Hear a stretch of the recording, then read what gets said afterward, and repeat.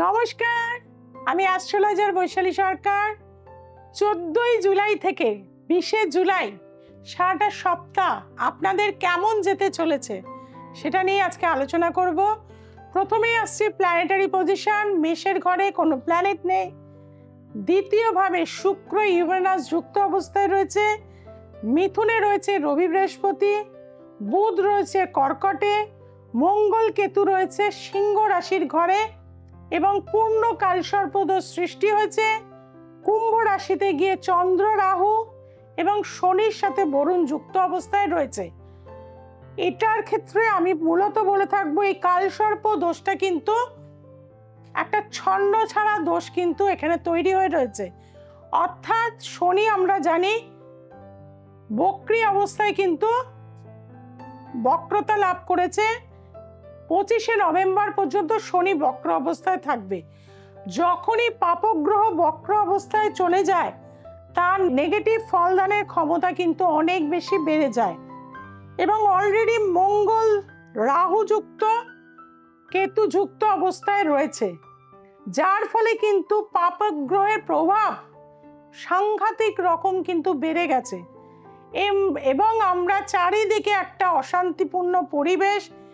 যেহেতু চন্দ্রের মনের কারককে আমরা বলে থাকি, চন্দ্র কিন্তু রাহু যুক্ত অবস্থায়, মঙ্গল যুক্ত অবস্থায়, যার ফলে মানুষের কিন্তু হঠকারিতার মাথায় ভুল ডিস্টার্ব বা ডিসিশন নেওয়ার জায়গা কিন্তু রয়েছে।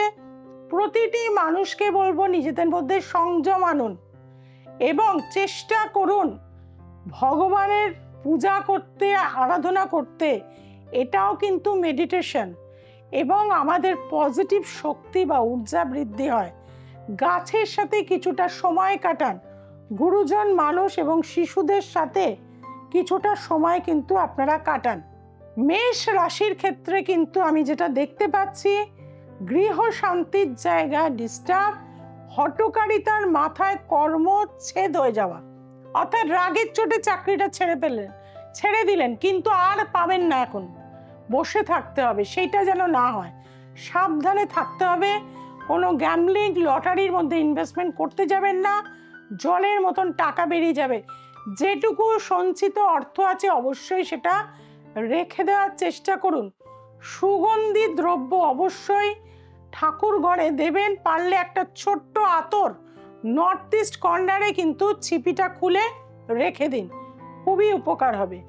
আসছি বৃষ রাশি। বৃষ রাশির লগ্নবতীর লগ্নে কিন্তু ইউরেনাস যুক্ত। এটা ভালো না। ইউরেনাস মানে হঠাৎ কিছু ঘটে যাওয়া, দুর্ঘটনা, অগ্নিকাণ্ড, গ্যাস ব্লাস্ট করা, ইলেকট্রিক শর্ট সার্কিট, বিভিন্ন জায়গা কিন্তু বৃষের একটা কানেকশন আসছে। গৃহশান্তির জায়গা প্রচণ্ড ডিস্টার্ব, হঠকারিতার মাথায় খুনোখুনি, মারামারি এইগুলো মানুষের মধ্যে আসবে। রাগকে কন্ট্রোল করতে হবে, কথা সংযম করতে হবে, মাথা ঠান্ডা রেখে চলতে হবে। সাদা বস্ত্র পরুন, ভগবানের শিবের উপাসনা করুন এবং অবশ্যই আপনারা কি করবেন না, কেশর জলে মিশ্রিত করে আইস কিউব বানিয়ে নেবেন, ভগবান শিবের মাথায় দেবেন, সেটা আপনাদের জন্য ভালো হবে। নিজেরাও যদি চেষ্টা করেন সাদা চন্দনের টিপ পরুন, পিওর চন্দন। এখন বিভিন্ন জায়গা থেকে ব্যাঙ্গালোরে আমরা সাইট পাই, সেখান থেকে পিওর চন্দন পাবেন, অবশ্যই নিয়ে সে টিপ পরবেন। আসছি মিথুন রাশি। মিথুন রাশির কিন্তু সময়টা ভালো। আপনার প্ল্যানিংগুলো বাস্তবায়িত হতে চলেছে এই সপ্তাহে। আপনাদেরকে বলবো ভগবান বিষ্ণুকে পুজো করুন, মা তারাকে পুজো করুন, তাহলে দেখবেন সারাটা সপ্তাহ আপনি কিন্তু ভালো থাকতে পারবেন। আসছি কর্কট রাশির। সময়টা ভালো না। চারিদিক থেকে অশান্তি, গুপ্ত শত্রু বৃদ্ধি হয়ে যাওয়া, কাছের মানুষই আপনার শত্রুতা করবে। কর্মক্ষেত্রে যাকে বিশ্বাস করেছিলেন সেই কিন্তু আপনার পেছনে ছুরি মারবে, কাজেই সেদিক থেকে সাবধানে থাকতে হবে। এবং চন্দ্র অর্থাৎ যত পারবেন মাতৃস্থানীয় ব্যক্তিদের যত্ন করুন, স্নান করিয়ে দিন, পা টিপে দিন, মালিশ করে দিন, রাস্তায় বয়স্ক মহিলাদের রাস্তা পারাপার করে দিন, মিষ্টি খাবার কিনে দিন। পূর্ণিমার দিনে অবশ্যই নিরামিষ আহার খান, গরম কোনো খাবার না খাওয়াই কিন্তু পূর্ণিমার দিনে উচিত। আসছি সিংহ রাশি। সিংহ রাশির কিন্তু বর্তমান সময়টা ভীষণই অশুভ। শরীর নিয়ে কিন্তু খুবই সাবধান। লড়াই, অশান্তি, একটা জীবনের ওপর প্রলয় ঝড় বয়ে যাওয়া এই সপ্তাহে রয়েছে। আপনাদের বলবো মাটিতে কলা পাতাতে কিন্তু আপনারা যদি এই সপ্তাহে খাবার খান সেটা আপনাদের জন্য ভালো। প্রতিদিন গ্রিন ভেজিটেবল খাবেন। আসছি কন্যা রাশি। কন্যা রাশির বর্তমান সময় ভালো হলেও নিজেরা গাড়ি চালাবেন না, হসপিটাল যোগ রয়েছে। প্রেশার যদি বেড়ে যায় অবশ্যই ডাক্তার দেখান। হার্টের সমস্যা আসার, বাইপাস হওয়ার জায়গা, পেসমেকার বসার জায়গা আপনাদের কিন্তু রয়েছে। কাজে সেদিক থেকে সাবধানতা অবলম্বন করতে হবে। তবে ইন্ডিভিজুয়াল হরোস্কোপ মাস্ট বি জাজ, অর্থাৎ প্রত্যেকটা মানুষের আলাদা আলাদা হরোস্কোপ, নক্ষত্রগত জায়গা আলাদা এবং প্ল্যানেটারি পজিশন আলাদা হয়ে থাকে। কাজেই প্রত্যেকের বিচারের ক্ষেত্র কিন্তু তারতম্য থাকবে। আসছি তুলা রাশি। তুলা রাশির ক্ষেত্র কিন্তু আমি যেটা বলবো শত্রুনাশ হওয়ার যোগ রয়েছে। আইনত কোনো জটিলতা থেকে এই সপ্তাহে মুক্তি লাভ হওয়ার যোগ রয়েছে। লয়ারের পরামর্শ নিন, এই সপ্তাহে ডেট ফেলুন, অবশ্যই সাকসেস পাবেন। সর্ষের তেল অশ্বত্থ গাছের নিচে একটু করে প্রতিদিন দিন, সেটা আপনাদের জন্য মঙ্গলদায়ক হবে এই সপ্তাহে। বৃশ্চিক রাশির লগ্নপতি কিন্তু কেতুযুক্ত, রাহুদৃষ্ট। এই সপ্তাহে মানসিক রাগ, জেদ, মানসিক জায়গা থেকে আপনি একটা ডিস্টার্বের মধ্যে কিন্তু থাকবেন। এছাড়াও নিজের কথাকে সংযম করুন। মেয়েদের খবরদার আমি বলে রাখলাম, বৃশ্চিক রাশির বাজে কথা বলবেন না, শুক্র কিন্তু নষ্ট হয়ে যাবে। শুক্র হচ্ছে সৌন্দর্য, শুক্র হচ্ছে লাক্সারি, শুক্র হচ্ছে অর্থ। শুক্র যদি আপনার খারাপ হয়ে যায়, মহিলাদের কিন্তু কখনোই অপমান, মারধর, অত্যাচার করবেন না। আপনাদের ক্ষেত্রে বলে থাকবো তুলসীর যে মালা পাওয়া যায় সেটা যদি আপনারা গলায় ধারণ করতে পারেন, কৃষ্ণায় বাসুদেবায় হারায়ে প্রণতস্মনে প্রণতস্মি ক্লেশ নাশায় গোবিন্দায় নমো নমঃ, এই মন্ত্র অবশ্যই প্রতিদিন 108 বার জপ করুন। আসছি ধনু রাশি। ধনু রাশির ক্ষেত্রে সময়টা ভালো, তবে গৃহ শান্তির জায়গা কিছুটা অশান্তি, মানসিক জায়গাটা একটু ডিস্টার্ব, কিন্তু বিজনেসের জায়গা, অর্থকরীর জায়গাটা যথেষ্ট ভালো। মাতৃসূত্রে অর্থলাভ বা সম্পত্তি লাভ হওয়ার যোগ কিন্তু এই সপ্তাহে রয়েছে। আপনাদের ক্ষেত্রে বলবো মা তারার পুজো রোজ করুন এবং প্রতিদিন একটি করে হলুদ ফল মাকে দিন। সেই ফলটি আপনারা রাস্তার কোনো দুস্থ মানুষকে দিয়ে দেবেন। আম দিতে পারেন, হলুদ ফল। এখন আসছি মকর রাশি। মকর রাশির কিন্তু বর্তমান সময়ে কর্মপ্রাপ্তির যোগ রয়েছে। যারা অনেক দিন ধরে কর্ম কিছুতেই পাচ্ছিলেন না, কর্মের প্রমোশন আটকে ছিল, তাদের কিন্তু কর্মের উন্নতির যোগ রয়েছে। আপনাদের বলবো আপনারা বট গাছ বা অশ্বত্থ গাছে প্রতিদিন জল দিন, খুবই শুভ ফল পাবেন। জল দেওয়ার পর যে মাটিতে জলটা পড়বে সেই মাটিটা নিয়ে একটা করে তিলক আঁকুন, দেখবেন আপনার জীবনের সমস্ত বাধা দূর হয়ে যাবে। আসছি কুম্ভ রাশি।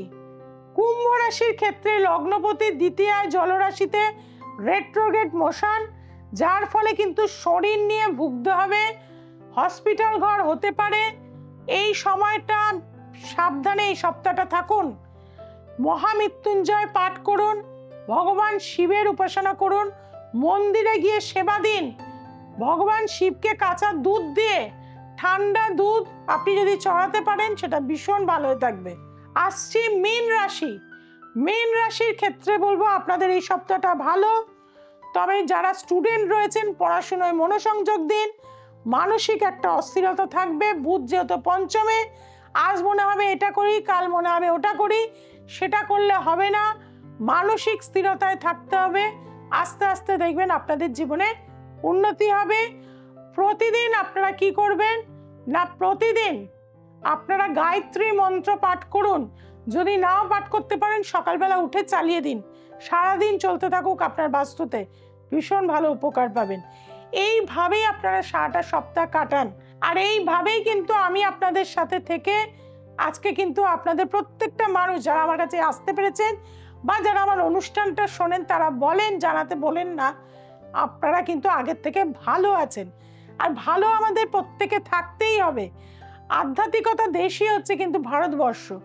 কাজেই যত বেশি আপনি স্পিরিচুয়ালিটির জায়গায় যাবেন, কারণ আমাদের যে প্ল্যানেটারি পজিশন এসছে, আধ্যাত্মিক মনন না হলে আপনি কিন্তু শান্তি পাবেন না। প্রকৃতির যত্ন না নিলে আপনি কিন্তু সুস্থ থাকতে পারবেন না। কাজেই প্রচুর গাছ লাগাবেন, মানুষের পাশে থাকবেন, পশু পাখিকে সেবা দেখবেন ঈশ্বর আপনার সাথ অবশ্যই দিয়েছে।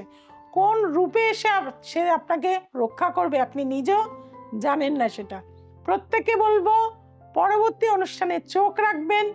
আপনাদের জন্য কিছু স্পেশাল এপিসোড করেছি, তার জন্য দেখতে হবে দ্য এসেন্স অফ অ্যাস্ট্রোলজি সোমবার, মঙ্গলবার, শুক্রবার এবং রবিবার রাত্রি 9টায় দেখতে কিন্তু ভুলবেন না। যারা ভুলে যাচ্ছেন সাবস্ক্রাইব করতে, যদি আমার চ্যানেলটিকে ভালো লাগে, আমাকে যদি ভালো লাগে আপনাদের, অবশ্যই চ্যানেলটিকে এখনই সাবস্ক্রাইব করুন। যে বেল আইকনটি রয়েছে তাকে প্রেস করুন, চেনা জানা বন্ধু বান্ধবের কাছে ছড়িয়ে দিন।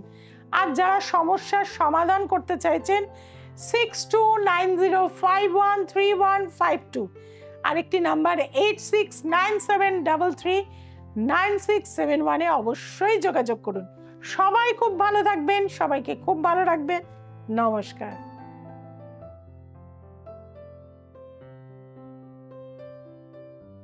আমার নাম সুনিতা মান্না, আমি উত্তরপাড়া থেকে আসছি। আমার মেয়ের কিছু সমস্যার কারণে আমি অনেক জায়গায় দেখিয়েছিলাম, কিন্তু আমি উপকৃত হইনি। কিন্তু আমি দিদির কাছে এসে আমি উপকৃত হয়েছি।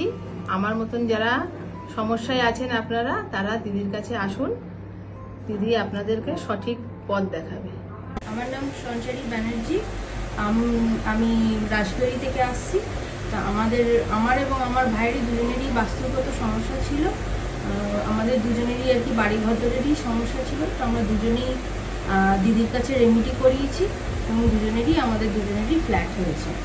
যারা অনেক জায়গায় গেছেন, কোনো রকম কাজ পাননি, দিদির কাছে আসলে নিশ্চয়ই 100% আপনারা কাজ পাবেন। আপনারা অবশ্যই আসুন দিদির কাছে।